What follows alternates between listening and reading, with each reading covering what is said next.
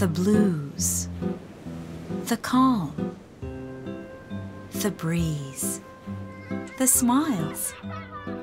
These make the rustic charm of this little island off Cebu, Malapascua Island. Its beauty breathes on land and underwater, giving life to its people.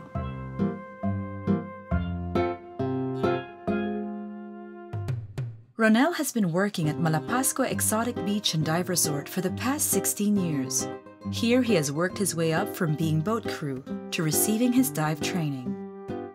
For the last 7 years, he has worked as a dive guide, making his livelihood by leading tourists around the dive sites of Malapascua. Divers from all over the world come to Malapascua, home of the Thresher shark. This is the only place in the entire world where Thresher sharks can be predictably seen almost every day, all year round. My first thought when I first saw a shark was that it seemed just like watching TV. It was like I was in an aquarium. It was just going round and round just there. Early in the morning, the pelagic threshers go to the sunken island of Monad Shoal to have the cleaner fish remove parasites from its body.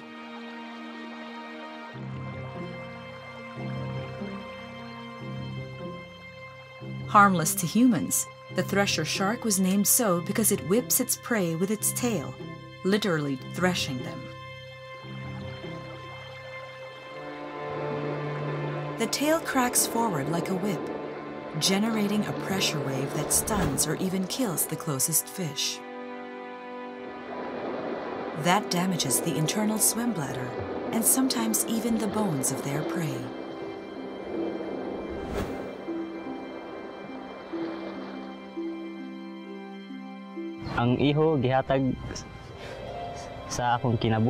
For me, the shark is a gift of life from God. Because of the sharks, my income has increased. More tourists are returning too. If more tourists come back, my income will increase even more. Then I can support my family. On November 8, 2013, Typhoon Haiyan ripped through the central part of the Philippines, thrashing towns, leaving it ravaged to the ground with a horrifying stench of death.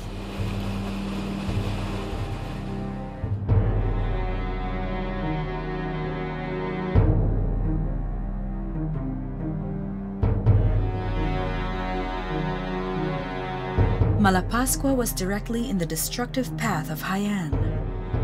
And just like the other towns in the typhoon's path, the once serene island of Malapascua was devastated. Like most island folk, Ronel lost almost everything to the storm. He had just finished building his house for his wife and 2 young children. It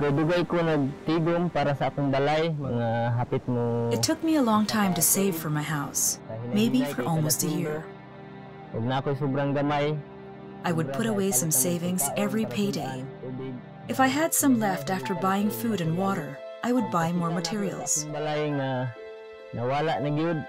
When I saw my home was gone and destroyed by the typhoon, I felt extremely tired.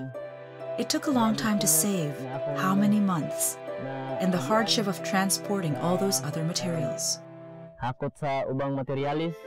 His hopes of rebuilding his life, his home, lie on the thresher sharks making their way to Monad Shoal early in the morning. The day after the storm was filled with uncertainty. Ronel made his way to work, unsure if there would still be work for him.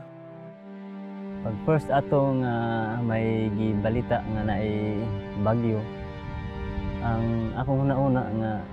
When I first heard the news about the typhoon, I thought things would be okay. Because we have experienced many typhoons before. So I thought that even if it was strong, it would not be that bad. I never thought that typhoon would be how it was. It was incredibly stronger than others that came our way, because it destroyed almost all of the houses. I was a bit scared that time because of the force of the wind. I thought that there would be many homes destroyed by the typhoon because it was so very strong. I was quite worried because even though Exotic Beach and Dive Resort had little damage, I thought the underwater would be damaged because it was just so strong. I could see here on the beach the bits of corals that were washed ashore because of the strong wind and waves. Then I became very worried. I thought the damage underwater would be the same as on the island. Ronel and his colleague Paul go for a dive to assess the impact of the typhoon on a nearby reef. Crushed corals. The storm surge wiped away age-old reefs, scouring the once rich garden, a popular dive site, bare. Who would dive in the barren reefscape? This destroyed reef is no longer a place to bring customers. Ronel and his manager, Yua, need to check on the other sites. Their theory is that reefs on the other side of the island were protected from the typhoon. Ronel then set out to explore the sheltered reefs in the northwest side of the island with some guests. Even before the typhoon, the underwater Threshers of Malapascua has been the driver of local dive tourism, with the Thresher sharks as the main attraction.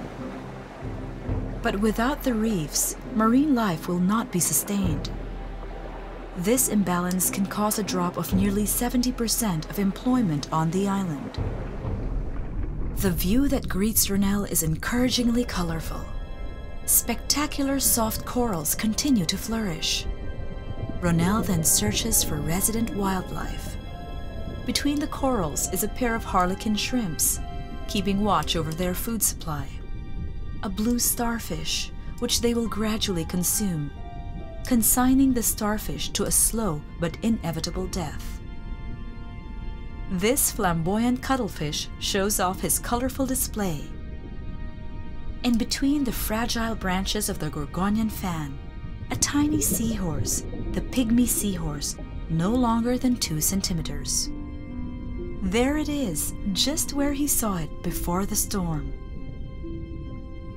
But how about the Thresher sharks? Will they still be there? The next day, Ronel set out early to find out.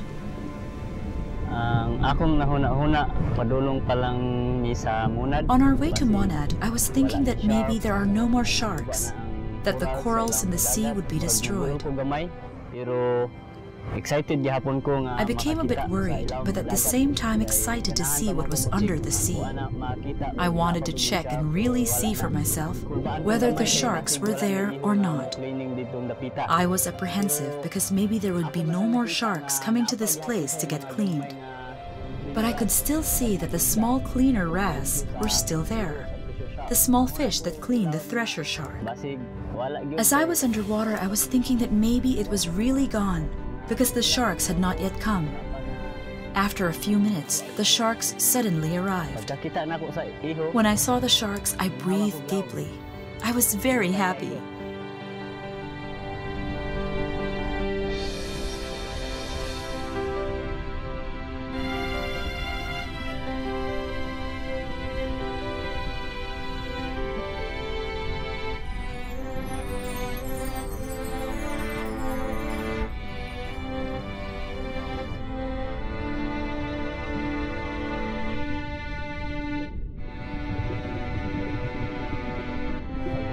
After the typhoon and after checking on the sharks, I think that we can work and hope again, since the sharks are still there. We have hope. I think we can return to our normal ways, and we can slowly rebuild our homes again.